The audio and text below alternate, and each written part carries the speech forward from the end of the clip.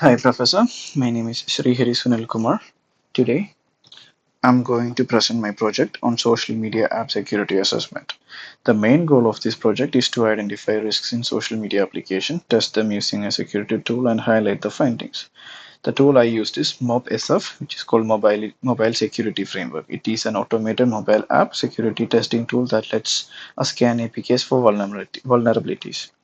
In this demo, I'm using my Kali VM, as you can see here, and I am using Docker because it allows me to run MobSF in a clean, isolated environment, and I could avoid setup errors and easily test in a consistent environment. And it is running actively. And next, you can see a Docker run command. Here, I'm using this to pull the official MobSF image and runs it in a temporary container called 8000. So if I run this command, I should be able to get the MobSF dashboard, which is successfully I can get.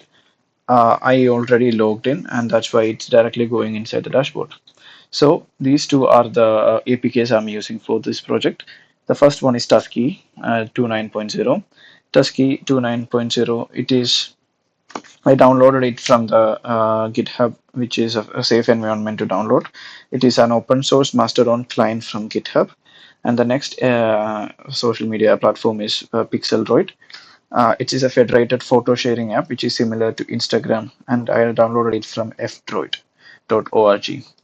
I chose these because they are open source, safe to test legally, and they represent typical social media functions like login, posting, notifications, and API communication. Now, as I mentioned, this is the MobSF dashboard, and if I have downloaded these two Tusky and Pixel Droid inside my downloads, and as you can see, it's right here. So I have already uploaded and scanned it in the MobSF. This is Tusky 29. The report This report provides a key details such as app names, versions, packages, and SDK targets. As you can see here, it also includes Play Store metadata, including app category, developer permissions, and dashboards. The dashboard highlights initial analysis results showing the number of exported activities, services, receivers, and providers. So this overview helps to identify the app's attack surface by pointing out components that are accessible externally and may require further security. Now let's check the permissions.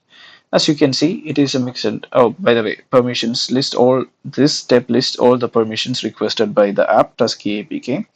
As you can see, it is normal and mixer of normal and dangerous permissions. So dangerous permissions can pose privacy and security risk if misused. And overall, it looks okay and safe-ish site. And the next is URLs. As you can see, the static analysis identified several hard-coded URLs and data handlers within the Tusky APK. These references appear in multiple libraries, including libconscript, as you can see here, and Java classes like C2J1KKJC.java.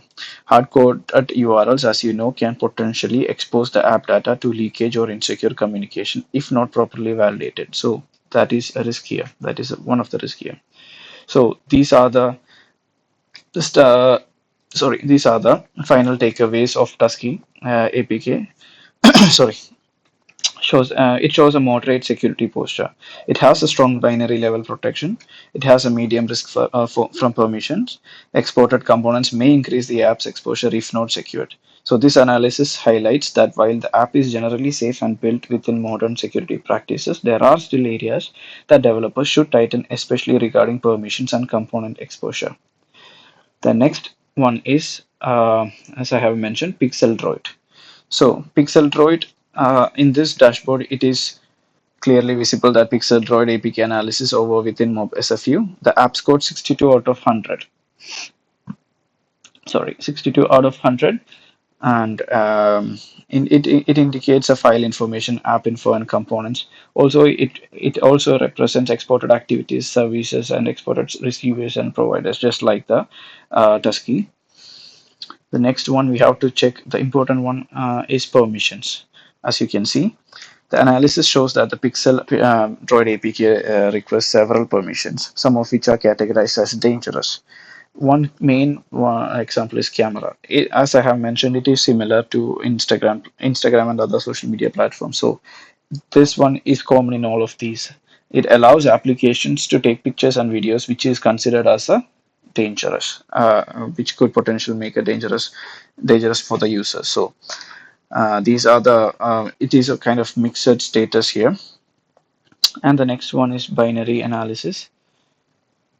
Binary and it shows no shared object libraries or no issues reported in BINF analysis. Overall, the binary analysis suggests that PixelDroid relies primarily on Java or Kotlin code instead of native binaries, which reduces the risk of memory-based attack. So, what is the final takeaway of these two? The PixelDroid APK shows a slightly weaker security posture compared to Tusky. The positives are it has stronger binary protection and proper app signing, but it has risks like excessive permissions, multiple exported components, and hard-coded URLs.